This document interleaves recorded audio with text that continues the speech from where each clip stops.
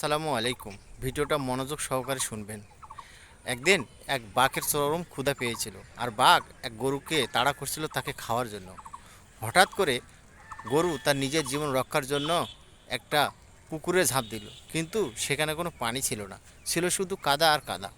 এমন সময় বাঘ সেই গরুর উপর আক্রমণ করার জন্য আবার সেই পুকুরে বাঘও ঝাঁপ দিয়ে দিল। দেখলো যে পুকুরে পানি নেই, কাদা। বাঘ এমন অবস্থায় দু পা তলে গেছে, এবং এই অবস্থায় গরুরও দু পা তলে গেছে। গরু একটু সামনে এবং বাঘ একটু পিছনে। এমন সময় গরুকে বলছে, বাঘ বলছে যে, এই গরু, তুমি কি এমন কাজ করলে যে এখন আমি তোমাকেও খাইতে পারবো না, তুমিও ওখান থেকে বাঁচতে পারবে না। তখন গরু পিছনে প্রশ্ন করতেছে বাঘকে, যে তুমি কি জানো তুমি এখান থেকে বাঁচতে পারবে? তুমি কি জানো তোমার কি কোনো মালিক আছে যে তোমাকে বাঁচাবে?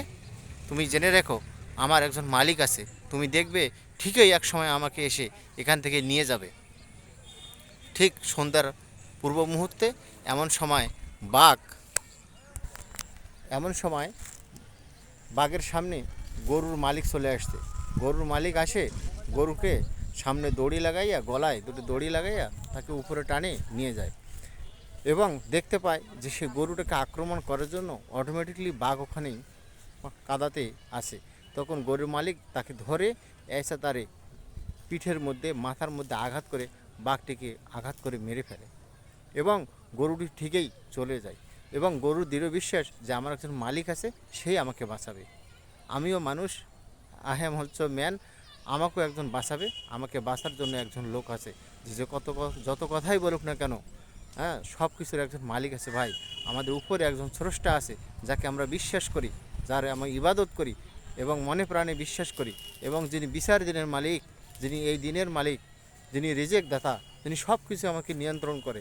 তিনি আমাদের দেখে, তিনি আমাদের জানে এবং বোঝে, এবং একদিন আমাদের কর্মফলের বিচার হবে। এই বিশ্বাসে আমরা শুধু একজনের উপরেই বিশ্বাস রাখি এবং একজনের উপরে মাথা নত করি। তিনি হলো আমার মহান রব, মহান সৃষ্টিকর্তা। সবাই বলেন সুবহানাল্লাহ, আলহামদুলিল্লাহ। সবাই ভালো থাকবেন। যদি ভালো লাগে লাইক এবং কমেন্ট দিয়ে, শেয়ার দিয়ে পাশে থাকবেন ইনশাআল্লাহ।